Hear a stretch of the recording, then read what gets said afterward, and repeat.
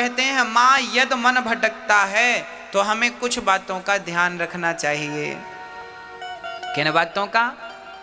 बोले हमें मन क्यों भटकता है इस पे विचार करना चाहिए। अब मैं आपको बताता हूं मन क्यों भटकता है। आप बहुत ज्यादा देखते हैं तो मन वहां जाता है जहां जो आप देखते हैं, और जो आप देखते हैं वो प्राप्त करने की इच्छाएं होने लगती हैं, तो फिर मन भटकने लगता है।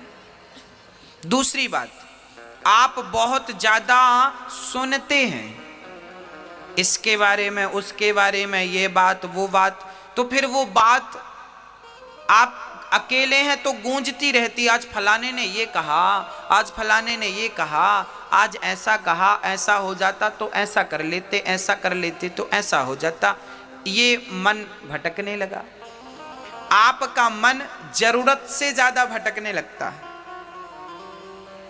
अधिक भटकता है आपका मन। अब मन को शांत कैसे करें? बोले मन को शांत करने के हम उपाय बता रहे हैं। मन को शांत करने के कुछ उपाय हैं। पहला उपाय, अधिक से अधिक भगवान की कथाएं सुनिए। मैया जी आप बताइए, अभी आपको यहां बैठे लगभग 1.5 घंटा हो गया। वैसे तो 1.5 घंटे हो गए, फिर भी हम 1 घंटा मान लें। आपको यहां बैठे लगभग 1 घंटे हो गए। अब आप बताओ, इस 1 घंटा में क्या आप में से किसी का भी मन भटका? आप अपनी बात करिए और प्रत्यक्ष बात करिए, सबूत के साथ बात करिए, प्रमाण के साथ बात करिए। आप यहां 1 घंटे से बैठे हैं, इस 1 घंटे में आप में से किसी का मन भटका? हाँ या ना? नहीं भटका? तो देखिए, ये बात, इस बात का सबूत है कि भगवान की कथा यदि हम नित्य सुनना शुरू करें तो मन का भटकाव धीरे धीरे समाप्त हो जाएगा। मन का भटकना मिटेगा तो भगवान की कथा से मिटेगा। ये पहली बात। अब प्रश्न दूसरा, अब कथाएं रोज रोज तो होंगी नहीं, तो फिर क्या करेंगे? बोले जब कथाएं हों तो कथाएं सुने, और जब कथाएं ना हों तो कीर्तन करें। बैठ जाएं घर में, मंदिर में, कहीं भी, और कीर्तन करें। श्री कृष्ण गोविंद हरे मुरारी, हे नाथ नारायण बा, श्रीमन नारायण नारायण नारायण। हाँ, कीर्तन करिए, श्रीमन नारायण नारायण नारायण, श्रीमन नारायण। पहली बात है कथा सुनिए, और दूसरी बात कीर्तन करिए। काम करते रहना और नाम जपते रहना। अब जैसे हमारी माताएं सुबह सुबह बच्चों को टिफिन बनाती हैं, बच्चों को स्कूल भेजती हैं, जैसे आप उठो, आंख खुलते ही कीर्तन करने लग जाओ, श्रीमन नारायण नारायण। नहा रहे हैं तो नहाते जाओ, श्रीमन नारायण नारायण ना।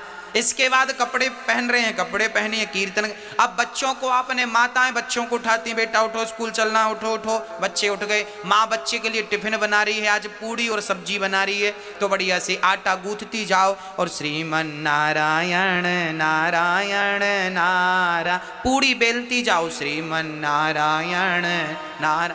अब पूड़ी सेकती जाओ, आलू काटती जाओ, आलू का बढ़िया सब्जी बनाती जाओ, जो बना रही हो, लौकी आलू की, जो भी गोभी आलू की सब्जी बनाती जाओ, श्रीमन नारायण। ये सब्जी बन रही है, सब्जी भी बन जाएगी और कीर्तन भी हो जाएगा, रोटी पूड़ी भी बन जाएगी। और तब तक पति ने आवाज लगाई, जरा चाय लाओ। अब चाय बना रही है पत्नी, बढ़िया चाय चढ़ा दी आपने, पानी डाल दिया, दूध डाल दिया, श्रीमन नारायण नारायण। चाय पक रही है, आप मन में कीर्तन चल रहा। हाँ, कीर्तन। तब तक ससुर जी ने आवाज लगाई, बहू चश्मा नहीं मिल रहा बेटा। अब बहू दौड़ी दौड़ी गई, वो चश्मा ढूंढ रही है, तो चश्मा ढूंढो, श्रीमन नारायण नारायण नारायण। भाई आपका शरीर व्यस्त होता है, मुंह कहीं व्यस्त नहीं होता। हाँ या ना? बच्चों को टिफिन बनाने में शरीर व्यस्त होता है क्या? मुंह व्यस्त होता है? चाय बनाने में मुंह व्यस्त होता है क्या? तो मुंह का सदुपयोग करिए, कीर्तन करिए, काम करते रहिए। और यही है कलयुग में भक्ति, इसी को भक्ति कहते हैं। इससे बड़ी कोई भक्ति नहीं है।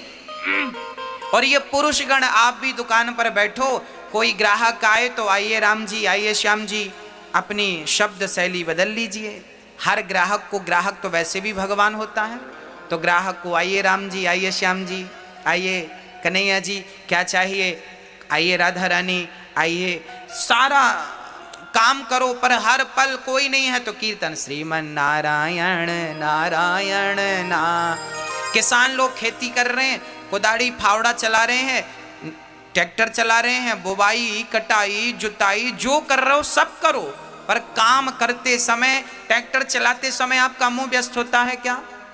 कटाई और जुताई करते समय मुंह व्यस्त होता है क्या? अरे भाई मुंह से नारायण नारायण कहते जाओ। भगवान ये नहीं कहते कि तुम बैठ के आधा घंटा मेरा जाप करो ना, भगवान ये नहीं कहते तुम माला लेके जाप करो। भगवान ये कहते हैं कि तुम काम बराबर करो, कर्मण्येवाधिकारस्ते, तू कर्म कर, पर काम को करते समय मुझे भूल मत जाना। प्रार्थना करते रहो कि हे नाथ मैं आपको कभी भूलूं नहीं। एक बार बोले सभी लोग, हे नाथ हम आपको कभी भूले नहीं, हे कृष्ण मैं आपको कभी भूलूं नहीं, हे नाथ मैं आपको कभी भूलूं नहीं। हर हाल में भगवान का चिंतन करते रहिए, उन्हें भूलिए मत। बस आदत बुरी सुधार लो, हो गया भजन। यही तो भजन है, अलग से कुछ करना नहीं है आपको। तो मन को वश में करने के हमने कितने उपाय बताए, बताइए आप। मैया जी, ओ मैया, ओ मेरी माँ, कितने उपाय बताए हमने, बताओ। मन को वश में करने के कितने उपाय बताए, कौन कौन से? मैया आप बताओ कौन कौन से उपाय बताए। मैया आप बताओ, आप आगे बैठी हो सबसे आगे, आप बताइए कौन कौन से उपाय बताए। हाँ आप ही बताइए। पहला उपाय क्या था? नहीं सुना आपने? नहीं सुना? नहीं सुना आपने? कौन सा बताइए। मैया आप बताइए, आप चश्मा लगाए बैठी हैं, दूसरा उपाय बताइए, बताइए क्या बताया हमने, दूसरा क्या उपाय बताया मन को वश में करने का? हाँ लो, तुरंत का तुरंत याद नहीं है, घर जाके पता नहीं क्या याद रहेगा। इसलिए कहते हैं बात को जरा ध्यान से सुनिए, मन को पूर्ण रूप से लगाइए, है ना।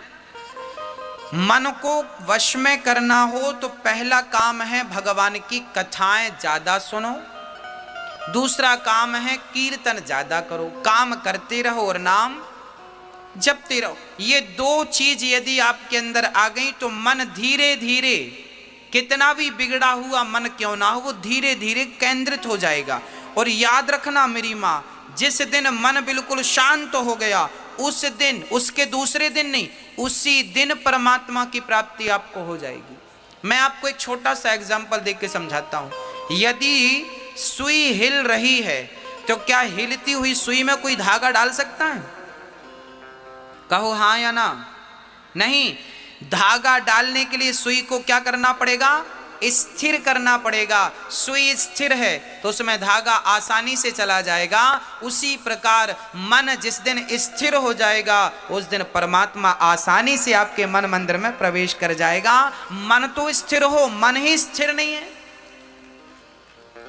मन की गति है अटपटी, झटपट लखे न कोय, और मन की जब खटपट मिटे तो झटपट दर्शन होए। मन के हारे हार है, मन के जीते जीत, और मन ही मिलावत राम से, मन ही करत फजीत। सारी गति मन की ही है। मन, गीता में लिखा है मन एव मनुष्याणाम बंधनम मोक्ष कारणम। ये मन ही बंधन का कारण है और मन ही मोक्ष का कारण है। मैया जी, बंधन का कारण क्या है? मन। और मोक्ष का कारण क्या है? मन। ये मन ही बांधता है और ये मन ही मुक्त करता है। अब आप कहेंगे महाराज जी मन बांधता भी और मुक्त करता, ये कैसे? देखिए, चाबी ताले की एक ही होती है। उस चाबी को आपने इधर कर दिया तो ताला बंद, और चाबी को इधर कर दिया तो ताला खुल गया। बस मन को इधर लगाया, मन को इधर लगाया, पत्नी में, पति में, बच्चों में, परिवार में, मन को इधर लगाया तो बंधन है, और मन को उधर लगा दिया परमात्मा में तो मोक्ष है। यही तो बंधन है, यही तो मुक्ति है। ये मन ही चाबी है। आप इसे कितनी गंभीरता से सुन रहे हैं और समझ रहे हैं मुझे नहीं पता, पर मैं आज जीवन की कुंजी अर्थात चाबी आपको दे के जा रहा हूं कि मन ही बंधन है और मन ही मोक्ष है। मन ही आपको भवसागर से मुक्त करेगा और मन ही फंसाए रखा है अभी आपको। हाँ, आपको छत में जाना हो तो कैसे जाते हैं आप लोग? सीढ़ी से। और छत से नीचे आते हैं तो कैसे आते हैं?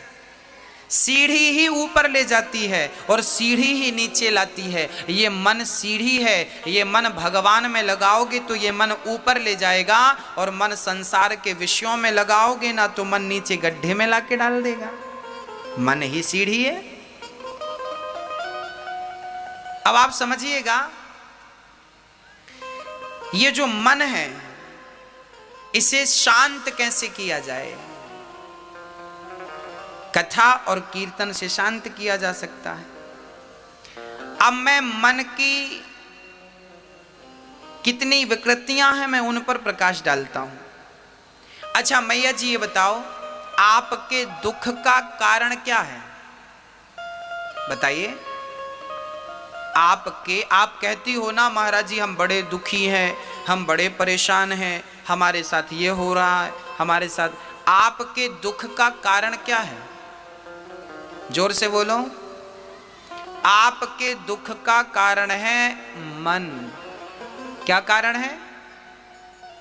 अब आपको स्पष्ट करके बताऊं दुख का कारण मन कैसे है। आइए समझते हैं, बहुत गंभीरता से समझिएगा। आज मैं मन से जुड़ी हर चीज पर प्रकाश डालूंगा ताकि मन को लेके जितने भी डाउट हैं आपके भीतर वो क्लियर हो जाए, संदेह समाप्त हो जाए मन को लेकर।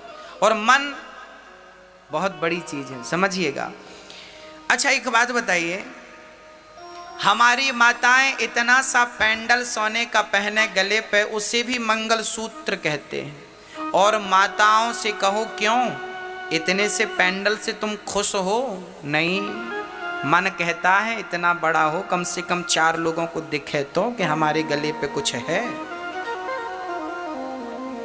तो बताइए, आप इतना सा सोने का पेंडल पहनोगी तो भी सुहागिन रहोगी, पर इतना बड़ा होना चाहिए, ये किसकी इच्छा है? किसकी इच्छा है? मन की इच्छा है। अरे 100, 150, 200 रुपए की साड़ी पहन लोगी ना तो आपका शरीर ढक जाएगा, पर कम से कम 1000 रुपए की हो, ये किसकी इच्छा है? मन की। हाँ, आपका गुजारा तो छोटी सी गाड़ी से भी हो जाता है, पर बड़ी कार हो, किसकी इच्छा है?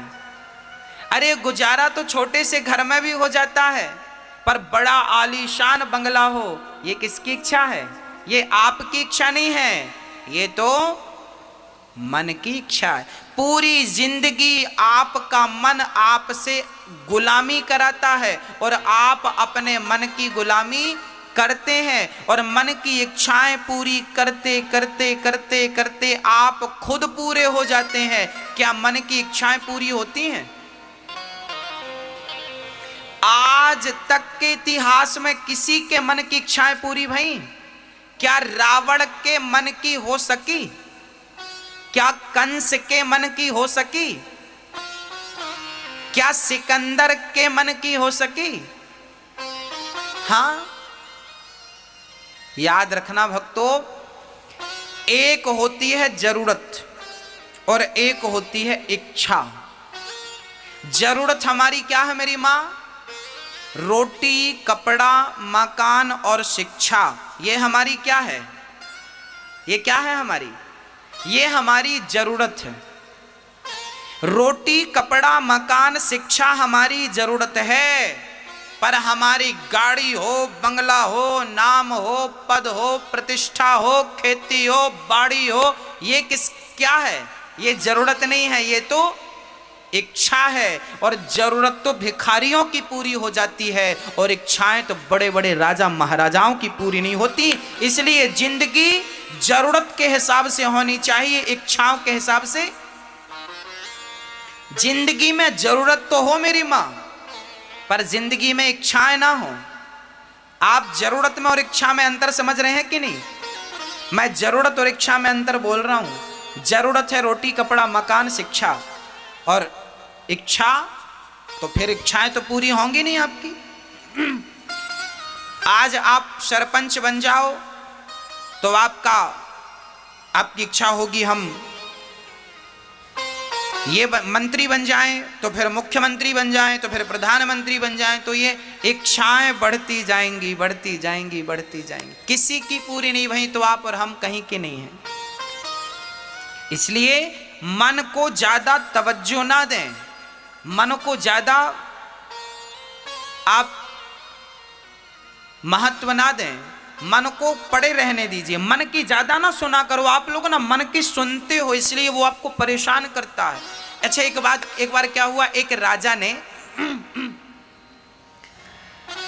अब देखिए, आपके मन में इच्छा हुई कि मेरे पास बंगला हो, अब बंगला मिल गया, मन की इच्छा पूरी हो गई तो आप खुश, और बंगला नहीं मिला, इच्छा पूरी नहीं हुई तो आप दुख।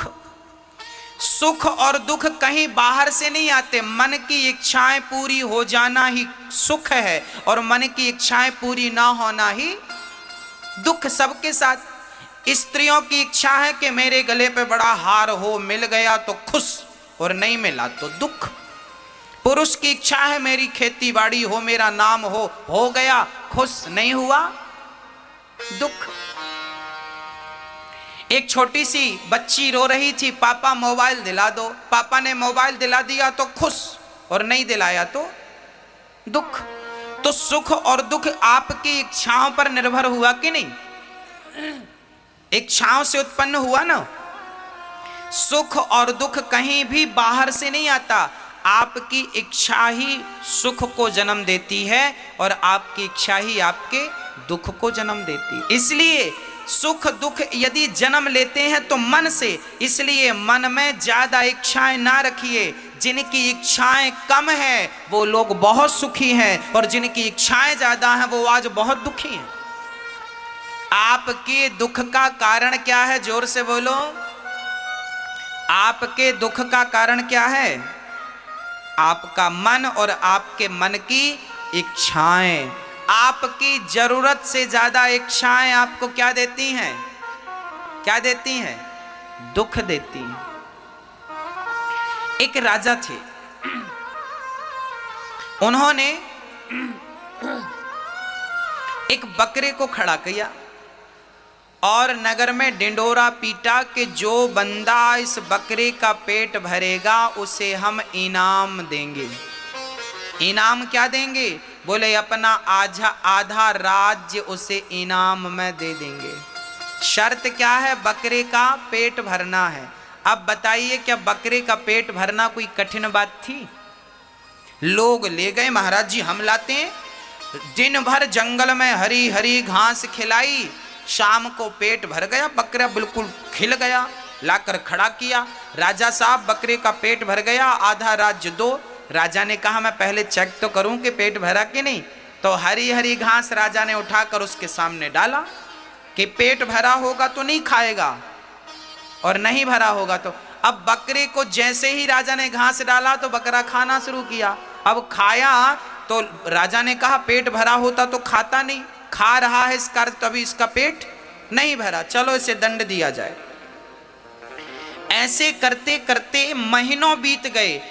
बड़े बड़े समझदार लोगों ने ट्राई किया पर कोई भी बकरे का पेट ना भर सका।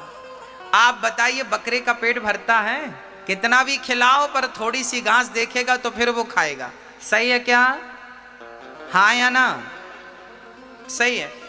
एक महात्मा जी को पता चला कि बकरे का पेट भरना है। महात्मा जी बोले ठीक है राजा हमें मौका दो। राजा ने मौका दिया। महात्मा जी जंगल ले गए और बढ़िया बांस का डंडा तोड़ लिया बाबा जी ने, और जैसे ही बकरा घास खाए तो बाबा जी उसके मुंह पे एक जमाए।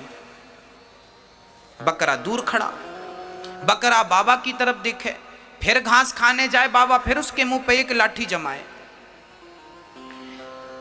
अब बकरे को समझ आने लगा कि मैं घास खाता हूं तो लाठी पड़ती है, तो लाठी ना पड़े यदि घास ना खाऊं। बकरा चुपचाप खड़ा रहा। बकरे को उतना ही खाने को दिया महात्मा जी ने जितनी उसकी जरूरत थी, जितने में वो जिंदा रह सके, बस।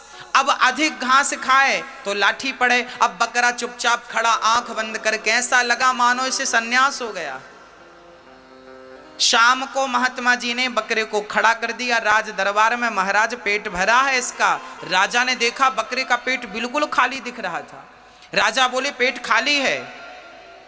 महात्मा जी बोले पेट पे ना जाइए, आप ट्राई कीजिए।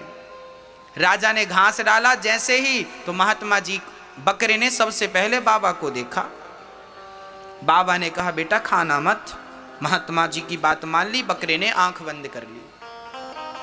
राजा घास डालते गए, डालते गए, डालते गए, डालते गए, पर एक रत्ती घास बकरे ने नहीं खाई।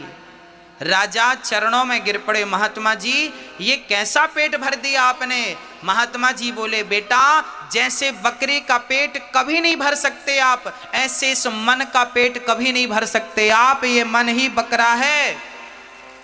जैसे हमने बकरे के मुंह पे लाठियां मारी तो इसने खाना पीना बंद किया, ऐसे ही आप भी अपने मन में संयम की लाठियां मारिए।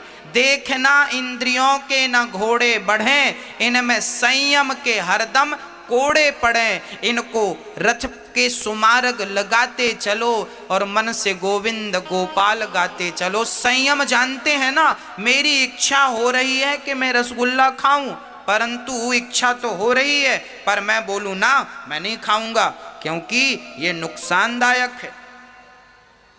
हाँ, आप की इच्छा होने के बाद भी आप ना करें वो काम, इसे कहते हैं संयम। धीरे धीरे जब आप कंट्रोल करेंगे तो फिर वो इच्छाएं समाप्त हो जाएंगी। फिर वो मन, बकरा पहले परेशान कर रहा था, कुछ भी खाता और फिर राजा डालता तो खाता, और अब बाबा जी ने जो लाठियां जमाई तो अब नहीं खाता। अर्थात मन को भी थोड़ा सा डांटिए, मन को भी थोड़ा सा मारिए। गोस्वामी जी डांट रहे हैं, रे मन तू सत्संग कर, छोड़ जगत की रीत, और अंत समय पछताएगा जब आयु जाएगी बीत। रे मन सब सो निरस है, सरस राम सो होए, उचित सिखावन देते हैं निस दिन तुलसी तोए। रे मन, मन मन मन मन को बहुत डांटा गया है, और 4 वेद और 18 पुराण आपसे केवल एक ही बात कहते हैं कि आपने अपने मन को साध लिया तो आपका वेद पुराण सुनना समझना सफल हो गया।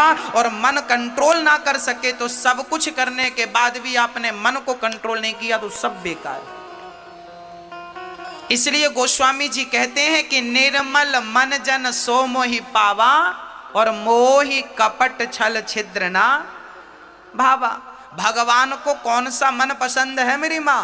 बोले निर्मल मन जन, जिसका मन स्वच्छ हो गया है, निर्मल हो गया है, निष्कलंक निष्कपट हो गया है, उसके मन को परमात्मा स्वीकार कर लेते हैं। और जिसके मन में राग है, द्वेष है, छल है, कपट है, कुछ भी भरा है गंदा, भगवान कहते हैं अभी ये योग्य नहीं हुआ।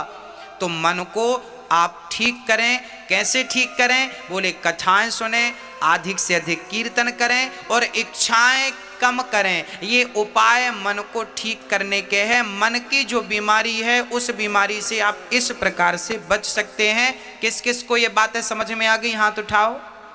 समझ में आ गई तो हाथ उठाना, नहीं तो फिर पूछना, हम फिर से रिवीजन कर देंगे। मैया हाथ उठा रही हो, समझ में आ गया? बताओ आपके दुख का कारण क्या है? हाँ मैया जी आप बताओ आपके दुख का कारण क्या है? मैया, ओ मैया, मैया जी कहाँ देख रही हो? बताओ आपके दुख का कारण क्या है?